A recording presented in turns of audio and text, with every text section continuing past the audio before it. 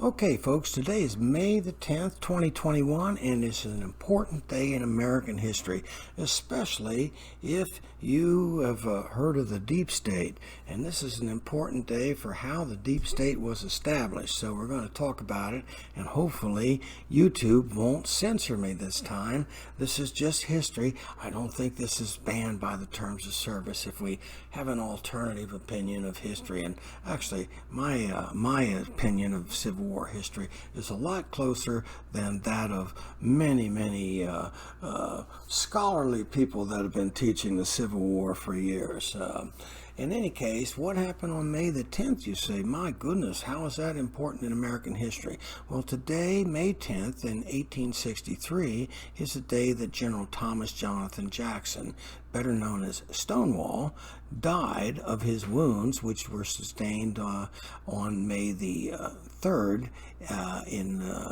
or actually on the night of May the 2nd, 1863, 8 days earlier. And actually his wounds had not been that serious, but he ended up dying of pneumonia. Now, let me just tell a little bit of the story so that you'll know how all this happened and why this is important. General Jackson was General Lee's right-hand man, and was always one that was bold and could take advantage of a good situation or a bad situation, and had driven the North out of the Shenandoah Valley the year before, and was just a fabulous general. I mean, he was very, very famous all over the South and in the North too. So General Jackson and General Lee were together in Fredericksburg at the Battle of Fredericksburg in December, and subsequent to that battle, which the Union lost terribly and withdrew back across the river, both sides had kind of licked their wounds and sort of sat out the rest of the winter. Well, early or at the end of April, General Joseph Hooker, the new commander of the Army of the Potomac on the other side of the Rappahannock River in Stafford County, which is north of Spotsylvania County, which is where Fredericksburg, the city, is located. In any case, General Joseph Hooker did what was called stealing a march on General Lee and General Jackson, and he marched upriver and crossed the Rappahannock at a low point known as Ely's Ford, and came over at a place called Chancellorsville. Now, Chancellorsville is not a town. It was a big manor house, and Mr. Chancellor had 6 lovely daughters. And when the Northern Army crossed over, all the officers of General Hooker's staff were highly charmed by the 6 lovely Southern maidens at Mr. Chancellor's house, and that gave General Lee and General Jackson just enough time to get the army the hell out of Fredericksburg and rush out along the Orange Plank Road and get in place between General Hooker and Richmond, the Confederate capital. Now, in those days, if you captured the other guy's capital, you won the war. Well, fortunately, General Lee and General Jackson got there, but they were outnumbered 3-1, and they were in a terrible position. Well, on the night of May 1st, General Lee and General Jackson met at a place called, met on the Chancellorsville battlefield. Today it's called the Lee-Jackson Bivouac, and it's I think it's spot number 5 on the tour. In any case, you could see where they met, and they decided to take a bold move because they were in a really bad situation. So they decided to split their army, which is something you never do in the face of the enemy, and General Jackson did that the next day and took his army in what looked like it was a big retreat. And actually, he was viewed from Chancellorsville and other points that were from high points by Union observers that it looked like, for all concerned, like the Confederates were withdrawing toward Richmond, and that's how it was reported. But Jackson circled back. Where did we hear that before?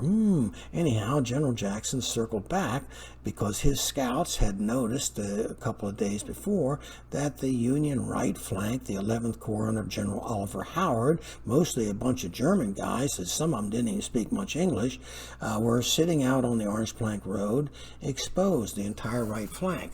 So General Jackson circled around, and if this was the road here, they came in like this, like a T, and rolled pulled them up. So in the evening of May the 2nd, General Howard's Germans were all having dinner, even though some of the officers were getting concerned because they'd heard noises and stuff out in the woods all day, and they thought something was going on, but they couldn't get anybody's attention because those 6 lovely ladies over at Chancellorsville had General Hooker and his entire staff's attention that night.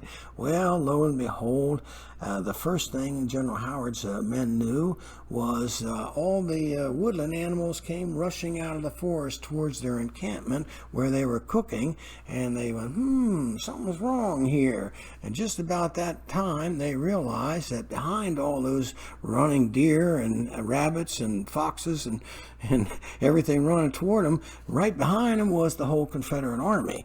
And they took off running, and they didn't stop until they got back to Chancellorsville, which was a couple of miles back down the road. And General Jackson was still at 9 o'clock that evening, was out reconnoitering in front of his own lines, as he sometimes did. And when he went out, the Confederate sentries from the 18th North Carolina happened to see the shadows and fired, and the staff yelled, "Hey, don't shoot, it's General Jackson." And somebody in the Carolina group yelled, "It's a lie, pour it into him, boys." And they fired a volley, and General Jackson took 3 wounds, 1 on the shoulder and 2 on the arm and hand. And as I said, his arm was amputated that night, and it looked like he was going to get better. But instead, he was evacuated down to Guinea Station. General Lee wrote him a note and said, "You've lost your left arm, but I've lost my right." But nobody thought that General Jackson was going to die. It looked like he was going to be okay, but he got pneumonia, and he died on the 10th. Now, why is that important, and what does that have to do with the deep state? Well, a lot of people don't know this because they don't teach history anymore, and they didn't teach it very well even when they were teaching it. So you have to do a lot of your own research, and as you can tell, I've done some. Well, anyhow, General Lee decided that he was going to do an invasion of the North after General Jackson. This was a great victory at Chancellorsville, and the Confederate Army had the momentum. And what happened was they needed to win a victory on Northern soil because the war was very unpopular in the North, and they wanted to push the North out of the war. And had they won up in the North, it was a very good chance that Lincoln would not have won the election against McClellan in 1864. Well, what happened was General Lee made this invasion, and they were, they stole a march on the Union Army, but General Stuart did a stupid thing and rode around behind the Union Army. And in those days, they didn't have telephones or aircraft or drones or radio or anything. So General Stuart, the cavalry, was the eyes and ears of the army, disappeared, and General Lee lost track of the Union Army. So the advantage of stealing the march didn't help him in the end when they stumbled into the Union Army at Gettysburg. Now, on the first day at Gettysburg, General Jackson's former troops had a chance they pushed the Union out of the town and had an opportunity to take Culp's Hill, which ultimately became the right anchor of the Union line during the battle in the next 2 days. And General Lee told Jackson's replacement, General Ewell, E-W-E-L-L, not Ewell, but Ewell, to take the hill if practicable. But General Ewell decided that it wasn't practicable. Well, that, General Lee always gave orders that way, and it was a real bad thing that they didn't take the hill because it cost them the war, okay? And had General Jackson been there, Culp's Hill would have been taken. They would have rolled up the Union Army a second time as it came up from the area of Washington, D.C., and they would have rolled right into Washington, okay? So then the South would have not only won the battle, they most likely would have rolled the Union Army up a second time within a month and rolled right into Washington and taken the whole kit and caboodle right there, in which case we'd have had 50 independent states. Well, we might not have had 50 states, but we would have had independent states' rights, and ultimately slavery was going out anyway. The invention of the cotton gin had ended that, and so, you know, when they tell you it was all about slavery and this and that, it really wasn't. It was about the establishment of debt slavery, and that's where Lincoln also comes in, because Abe Lincoln, they had to borrow, both sides had to borrow a lot of money from the Rothschild banks in the city of London to support the war effort.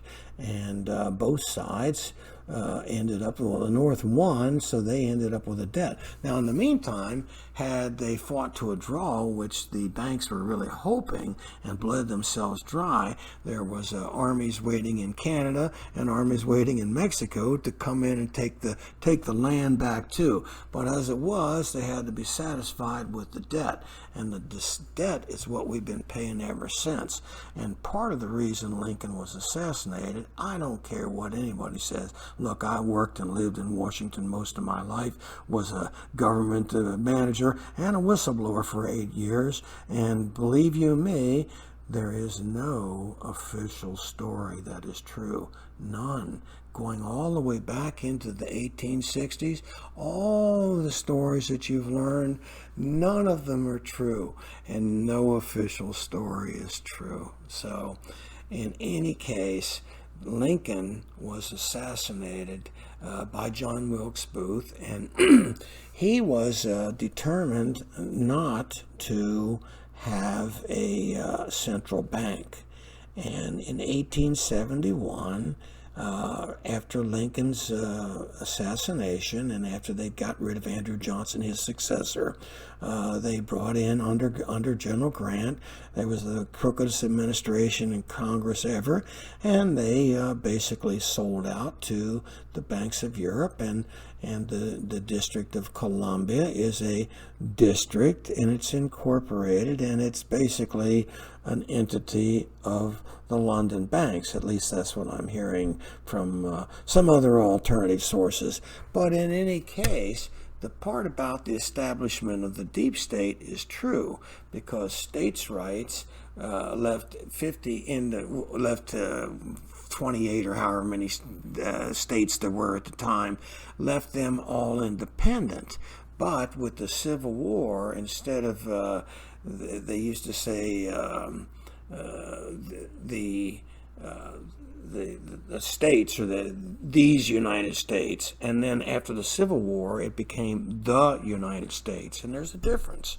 And the states lost their independence, and today the whole states' rights thing has been denigrated as an excuse for slavery and all that, because, oh yeah, it was in every Southern Constitution. But listen, the wars are always started by the hotheads, but what this was really about was cooler heads in other world capitals were behind the hotheads and bucking them up with the money on both sides, okay, and supporting this, just like happens today. So the Civil War actually established the deep state in the United States and put the powers of Europe, the kings, the royalty, back basically in the banks, through the banks, back in control of the land that they had lost during the American Revolution just 80 years before, 87, 87 years ago, 87 years before. So, okay, with that history, that is why May 10th was important. Until in 1863, had General Jackson not been killed, there could have been a whole different outcome to the American Civil War. And well, we might be a United States today, but we wouldn't be under the banks, and we wouldn't have a central banking system to which there's owned by bankers, that has no responsibility to our Congress, that we have no control over. So, okay, folks, I hope everybody learned a little bit from that, and leave your comments below if anybody even sees this, if YouTube doesn't censor it. Now, guys, give me a break. I'm back in the business of YouTubing again. Let me put up a couple YouTubes without all this bullshit. Okay, guys? All right. Have a great day, and we'll see you the next time.